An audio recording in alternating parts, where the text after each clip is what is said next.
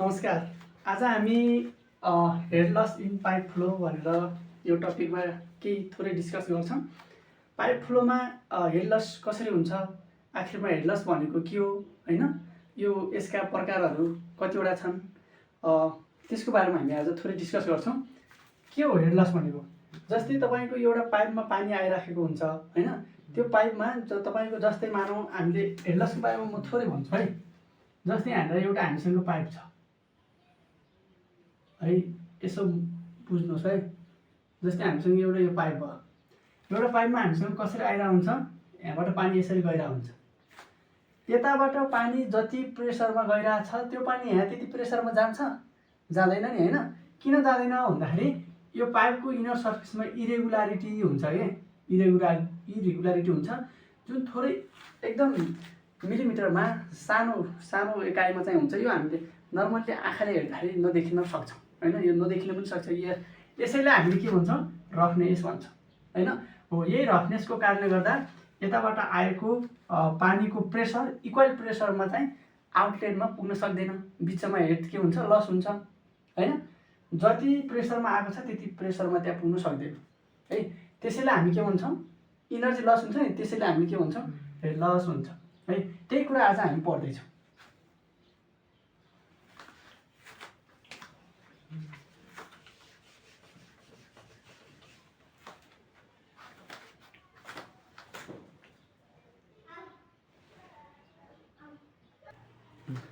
त्यसो भएपछि अब हामीले यसका प्रकार दुईवटा छन्, यसका दुईवटा टाइप छन्। हामी त्यसको बारेमा डिस्कस गर्छौँ। एक नम्बरमा छ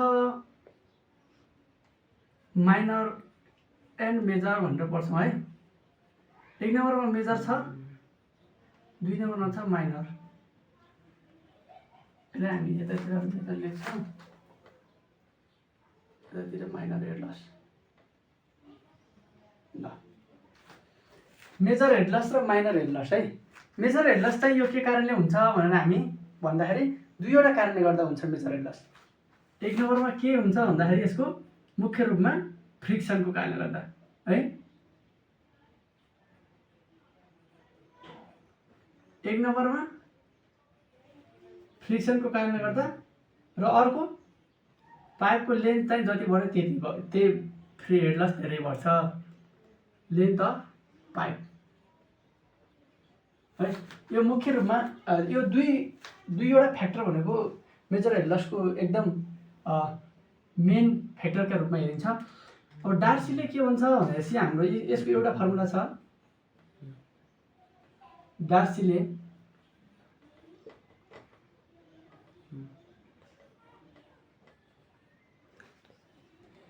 वेस्टब्याचले हेड लसलाई चाहिँ हामीले के भनेर डिफाइन गरेको छ भने F L V square by 2GD भनेर डार्सीले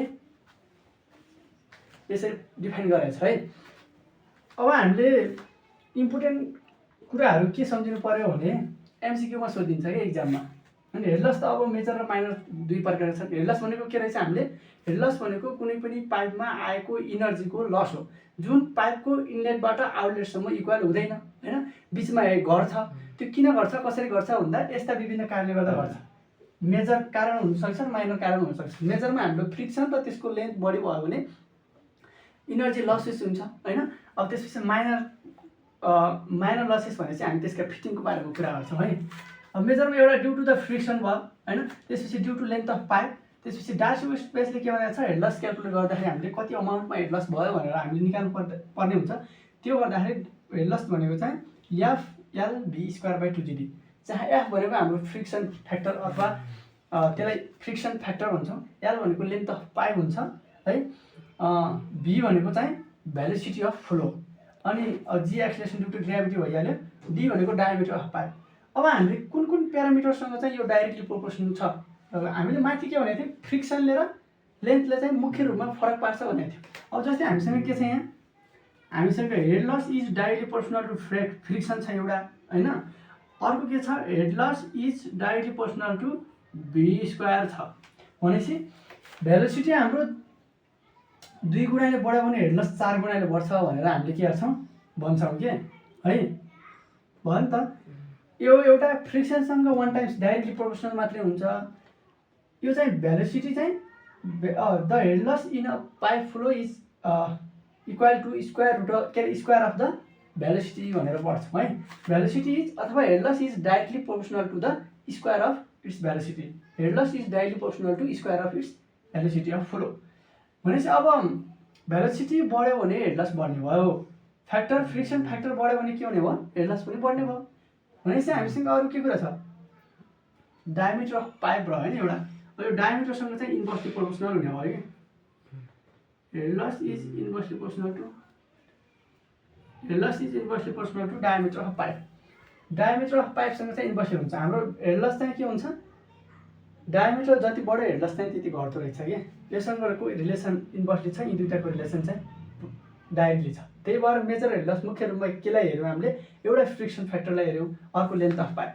जस्तै मानौँ यो भन्नु खोजेको चाहिँ के हो भने, हेरेर तपाईँको एउटा पाइप छ है, हो यो पाइपको लेन्थ चाहिँ तपाईँको 2 मिटर हुँदाखेरि होइन भएको अमाउन्ट अफ हेड लस र यही पाइपको लेन्थ चाहिँ जस्तै एल इजिकल टु 2 मिटर हुँदाखेरि र एल इजिकल टु 4 मिटर हुँदाखेरि त यही भ्यालु ल्याएर यहाँ पुट गर्ने हो भने, अरू भ्यालुले कन्स्टेन्ट राखिदिने हो भने हेड लसको मात्रा चेन्ज हुन्छ नि। हो यही भनेको हो कि लेन्थ जति लामो भयो हेड लस चाहिँ त्यति धेरै हुन्छ भनेको हो कि, अरू केही होइन है। अब हामीले यो मेजर हेड लसको कुरा भयो है। अब माइनर हेड लसको बारेमा अलिकति भन्छु म। माइनर हेड लस के कारणले गर्दा हुन्छ भनेपछि यो फ्रिक्सन र लेन्थ बाहेक अरू के कारण हुन्छन् पाइपमा, हामीसँग सोर्सदेखि हामीसँग अब कन्ज्युमर एरियासम्म डिस्ट्रिब्युसन एरिया कहाँ हो होइन, त्यो ठाउँसम्म पुर्याउँदाखेरि विभिन्न खालका फिटिङहरू चाहिन्छन्। एउटै पाइप सम्भव हुन्छ, एउटै पाइप हामीलाई सोर्सदेखि कन्ज्युमरसम्म एउटै पाइपले हामीले पुर्याउन सक्छौँ, पुर्याउन सक्दैनौँ होइन। हो त्यही भएर हामीले विभिन्न पाइपहरू जोड्नुपर्ने हुन्छ। अनि प्लेन पनि एकदम स्ट्रेट हुँदैन नि त होइन हाम्रो भूभाग पनि। त्यो भएपछि हामी कहीँ कतै बेन्डहरू आउला, कतै उकालो आउला, कतै ओह्रालो आउला होइन, त्यसलाई चाहिँ पाइपहरू विभिन्न ठाउँमा जोड्नु पर्ला, कतै इन्लार्ज होला, कतै कन्ट्र्याक्सन होला, हो यस्ता कुराहरू के यहाँ चाहिँ के आउँछन् भनेपछि due to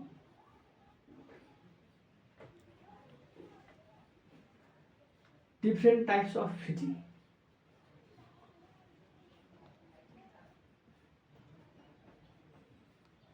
different types of fitting भनेपछि तपाईँले हामीले फिटिङमा केलाई हेर्छौँ भन्दाखेरि एउटा इन्लार्जमेन्ट, इन्लार्जमेन्टको कारण पनि हुनसक्छ, अर्को कन्ट्र्याक्सन होइन, त्यसपछि अर्को इन्ट्रान्स, अर्को एक्जिट, अनि अर्को हामीसँग के हुन्छ एउटा बेन्डहरू हुन्छन् है।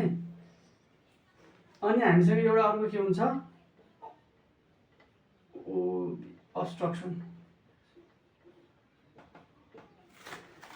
Enlargement, contraction, entrance, exit, bend र कन्ट्र्याक्सन के अरे अब्स्ट्रक्सन है। यो अब्स्ट्रक्सन भनेको कुनै पनि पाइप छ, पाइप फ्लो भइराखेको छ, त्यसको बिचमा कुनै एउटा अब्स्ट्रक्सन बाधा अवरोध त्यस्तै कुनै आउन सक्छ एफेक्ट गर्ने कुराहरू होइन।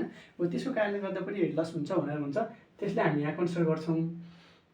अब इन्लार्जमेन्ट, कन्ट्र्याक्सन, इन्ट्रान्स र एक्जिट भने के हो म तपाईँले एउटा सानो डायग्राममा स्पष्ट पार्छु है। इन्लार्जमेन्टको कुरा गर्दाखेरि यो यसको चाहिँ के हुन्छ भने जस्तै हामीसँग एउटा पाइप गइराखेको छ यहाँनिर,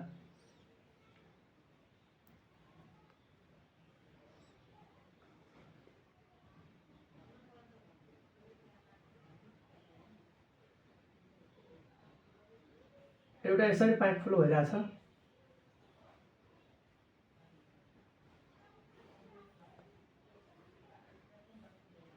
यसरी गयो कि।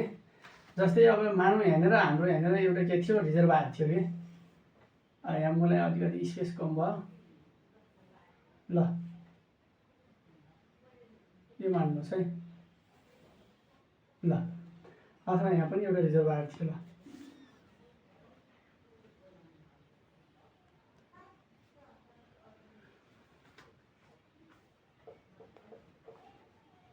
यो थोरै ठाउँ भयो है, म यसलाई अलिक ठुलै बनाइदिन्छु।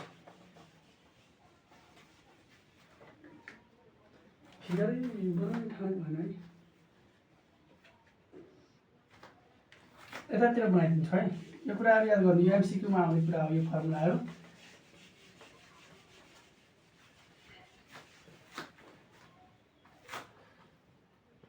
मानौँ हामीसँग एउटा यहाँनिर के छ, सोर्स छ, सोर्स होस् अथवा रिजर्भायर जेसुकै होस् है, यो हामीसँग एउटा सोर्स छ।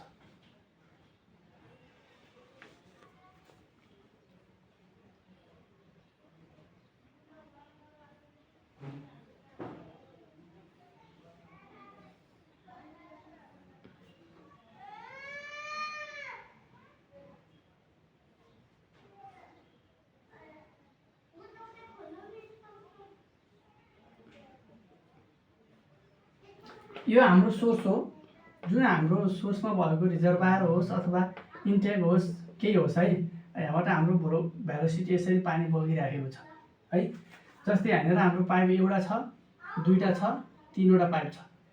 यसलाई हामी ए भन्छौँ, यसलाई हामी बी पोइन्ट भन्छौँ, यसलाई हामी सी पोइन्ट भन्छौँ, यसलाई हामी डी पोइन्ट भन्छौँ अहिले है। यो चाहिँ हाम्रो के हो, तपाईँको डिस्ट्रिब्युट गर्ने ठाउँसम्म पुगिसक्यो क्या अहिले है। त्यो भएपछि यी दुईटाको डिफ्रेन्स, वाटर लेभल डिफ्रेन्स आयो नि, हो यही हो एचएफ भनेको है। यो यसलाई हामीले यो एचएफलाई हामीले सबै कुरा जोडेको हुनाले हामीले क्यापिटल एच जनाउँछौँ। क्यापिटल एचले किन जनायो भने क्यापिटल एच भनेको चाहिँ के हो, head loss 1 plus head loss 2 भनौँ न अहिले हो। यो भनेको चाहिँ तपाईँको माइनर र मेजरको सम हो कि है। क्यापिटल एच भनेको चाहिँ माइनर हेड लस र मेजर हेड लसको सम हो। यसलाई चाहिँ म यहाँ लेखिदिन्छु, क्यापिटल एच भनेको minor plus major head loss. Minor head loss र मेजर हेड लसको समलाई हामीले के भन्छौँ, यो क्यापिटल एच भन्छौँ कि यहाँको टोटल हेड हो है। अब हामीले यस्तो टाइपमा यहाँ माइनर हेड लसमा पढेको थियौँ नि, मेजर हेड लस FL/2G अघि लेखेको फर्मुला सबै भइहाल्यो। यसमा मैले अघि के लेखेको थिएँ, एउटा पाइप पाइप 1मा, पाइप 2मा, पाइप 3मा है, तीनवटा पाइपमा के हुन्छ, मेजर हेड लस हुन्छ एउटा है। 1 नम्बरमा major head loss, major head loss के हुन्छ, मेजर हेड लस सबैमा FL/2GD गरेर मेजर हेड लस हुन्छ। अब यही चाहिँ सबैको लागि हुन्छ। 1 को लागि गरेपछि L1 राखिदिए भयो, V1 राखिदिए भयो होइन। 2 को लागि त्यसपछि L2 V2 D2, 3 को लागि L3 V3 D3 गरिदियो भने पुग्यो नि होइन। यो चाहिँ सबैको लागि भयो। त्यस्तै अब मेजर भयो भने 2 नम्बरमा माइनर लेख्नु पर्यो। अब minor head loss, minor head loss यी सबै कुराहरू आउनु पर्यो माइनर हेड लस भन्दा बित्तिकै।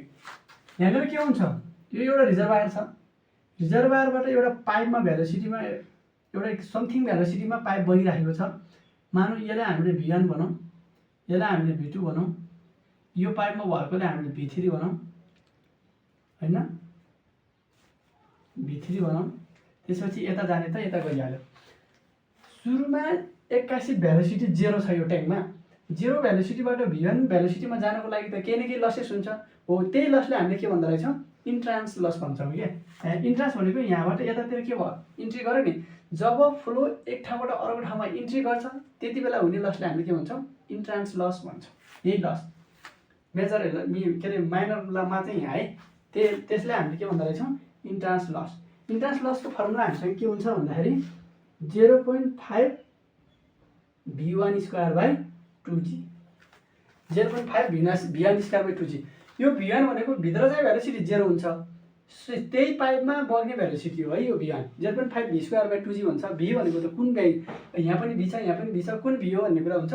यही पाइपमा बगिराखेको 0.5 V1/2G इन्ट्रान्स लस भयो। त्यसपछि अब इन्ट्रान्स लस पछि यो पाइपबाट यो पाइपमा के भइरहेको, 81 वात्तै बढाएको छ नि होइन, इन्लार्जमेन्ट भयो क्या। सानो पाइपबाट ठुलो पाइपमा जाँदाखेरि के हुने भयो, अब यहाँ हाई भेलोसिटीमा आइरहेको थियो। अब 0 भेलोसिटीबाट V1 भेलोसिटीमा फ्लो अपग्रेड भइसकेको थियो। अब V1 भेलोसिटीबाट फेरि V2 भेलोसिटीमा फ्लो डाउन हुनु पर्यो। V2 भेलोसिटी पक्कै पनि एरिया बढ्यो भने भेलोसिटी घट्छ नि हैन, त्यो त हामीलाई थाहा छ। भनेपछि एकदम यो हाई भेलोसिटीमा आइराखेको थियो, एक्कासी कहाँ जानु पर्यो, पाइप चाहिँ इन्लार्जमेन्ट भयो कि एक्सपान्सन भयो। एक्सपान्सन भएपछि त भेलोसिटी घट्नु पर्यो, फेरि त्यहाँनिर पनि केही न केही लसेस आउने भयो नि। हो त्यही लसेस भनेको हाम्रो यो इन्लार्जमेन्ट लसेस हो कि, एक्कासी इन्लार्जमेन्ट भयो। अब इन्लार्जमेन्ट लसेस कसरी निकाल्ने, V1 स्क्वायर, किनकि हाई अगाडिको यो V2 भन्दा V1 बढी हुन्छ हैन, त्यही भएर V1 minus V2 by 2G हुन्छ।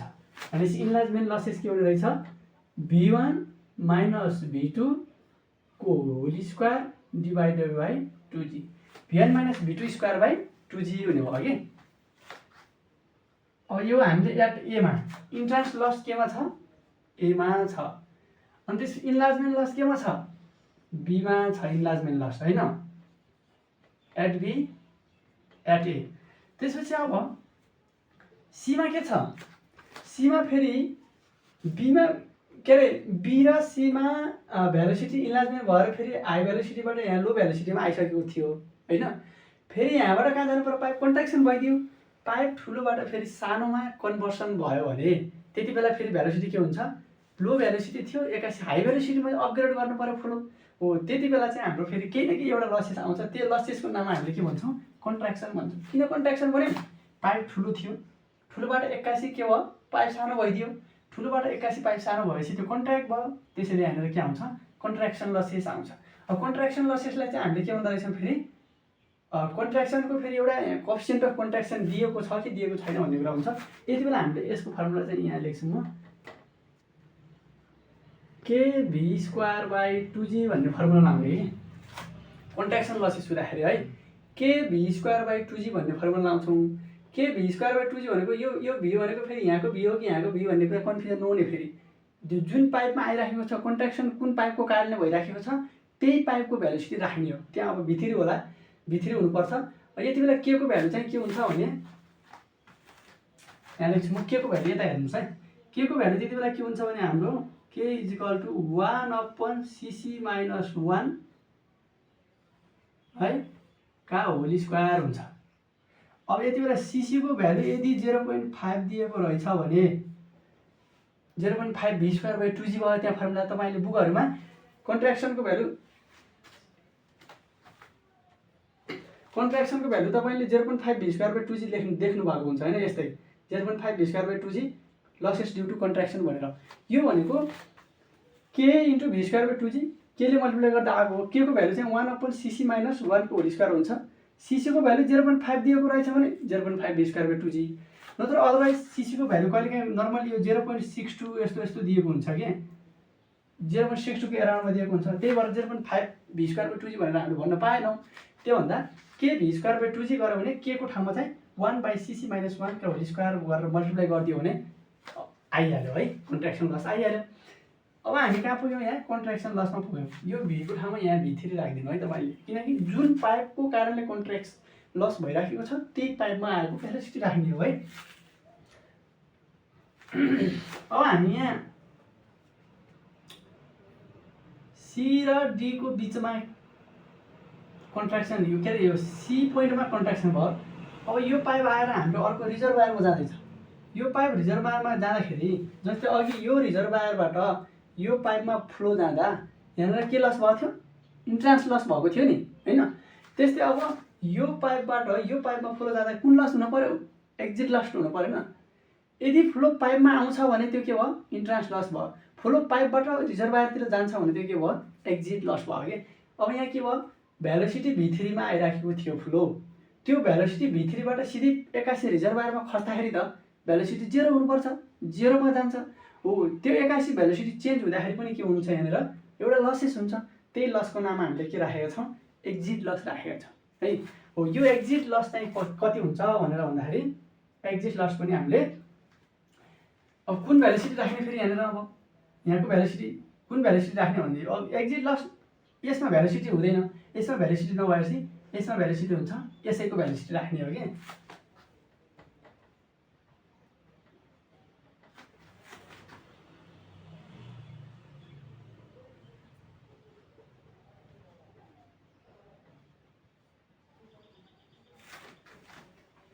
एक्जिट लस पनि 0.5 टाइम्स अफ v3 को स्क्वायर बाई 2g हुने भयो है। यहाँनिर तपाईँको v2 square by 2g vn square by 2g बुकहरूमा पढ्दाखेरि v2 स्क्वायर vn स्क्वायर के भनेको छसँग सम्बन्ध नराख्ने। किन नराख्ने भन्दाखेरि यहाँनिर आउने भेलोसिटी भनेको त्यही पाइपको अथवा त्यही सेक्सनको कारणले गर्दा जुन सेक्सनको कारणले गर्दा लसेस आउँछ त्यही सेक्सनमा हुने भेलोसिटी राख्ने हो। अब यहाँनिर अब यो v2 राख्न मिल्छ। v2 स्क्वायर बाई 2g छ बुकमा मानौँ कतिपय बुकहरूमा, किनकि बुकमा त अब इक्जाम्पल कसरी दिया हुन्छ, यहाँबाट यसरी कन्ट्र्याक्सन के अरे बुकमा यसरी इक्जाम्पल दिया हुन्छ, यहाँबाट एउटा ठुलो पाइप गयो कन्ट्र्याक्सन भएर यसरी गयो भनेपछि यहाँनिरको लागि v1 मान्छ, यहाँनिरको लागि v2 मान्छ के, त्यही भएर 0.5 v2 स्क्वायर बाई 2g गरेको हुन्छ किताबमा। अनि अब यो किताबमा त यसरी गरेर निकालेको हो नि, अब यस्तो केस आयो नि त। त्यही भएर अब तपाईँले के बुझ्नु पर्यो भने जुन सेक्सनको कारणले गर्दा लसेस आउँछ त्यही सेक्सनको भेलोसिटी राखिदिने हो भनेर बुझ्नु पर्यो कि है। अब 0.5 times of v3 square by 2g भयो।